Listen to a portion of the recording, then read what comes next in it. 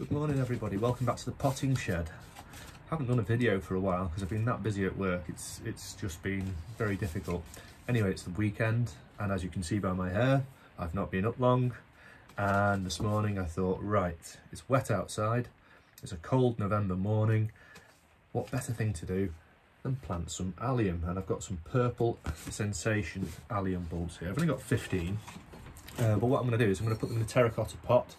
You've seen me do this with bulbs before, but now is a good time to plant because all bulbs need a cold spell through the winter, and once they've had that cold spell and it starts to warm up in the spring, that's when it will kick in and they'll be like, right, it's warming up, the soil's defrosting, and that's when they will grow and flower. But they do need that cold spell through the winter, so planting late October, early November is a great time to put your bulbs in. I've ordered loads of bulbs from a Dutch bulb company. They should be coming within the next couple of weeks, so I'll be having a look at the different types of bulbs and planting them and showing you guys how to do it. Anyway, let's make a start. Okay, so here's our terracotta pot, and the crock I'm just placing over the hole in the bottom. It's the same when we're doing cacti and succulents. Anything in the terracotta pot, we need to cover that drainage hole up. And as for the compost I've got here, I've got some Irish peat from a sustainable source, and I've mixed a bit of perlite with it, and this will just help to open the soil up a bit and help it to drain through.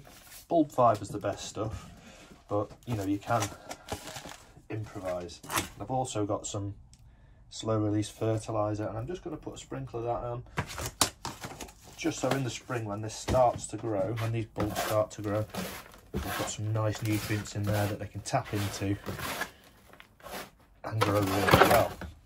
Okay, so the next thing I'm going to do is place my compost into the pot. Now these are the allium bulbs here, and when you're planting any bulbs, always just give them a little squeeze and make sure that they're not soft or rotten. Also give them a bit of a visual check just to make sure there's no mould or fungi growing on them. Okay, and that one looks pretty good, it feels nice and firm. The point is at the top, and the little roots there, the dried out roots, are at the bottom, and we're going to plant this 2 to 3 times the depth of the bulb. Okay, and most bulbs like to be planted a little bit deep. Okay, and the beauty with these alliums is they can be grown in a border, in a pot, and they'll sort of tolerate any sort of position, so they do quite like a little bit of partial shade. I've got 5 bulbs in there, leaving me 10 left, and all I'm going to do is make sure they're all got the points pointing up and the roots are at the bottom, fairly evenly spaced, and then I'm going to start putting the compost on.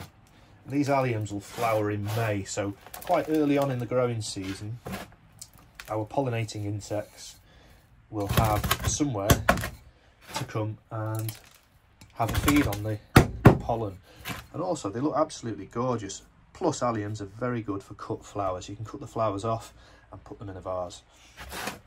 I'll be leaving mine in the pot for the bees because we need to attract as many pollinating insects and wildlife to the garden as possible. 3 taps, 1, 2, 3, that just settles it in, and there you go, that's it.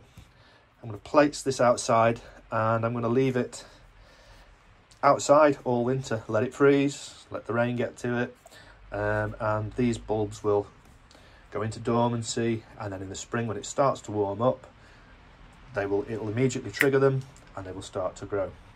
So anyway, that is planting allium purple sensation. It says simply the best allium on the packet, but there are so many good ones, we may just have to try a few. Anyway, I hope you've liked this video. If you do, give me a thumbs up, and I'll speak to you all soon. Bye now.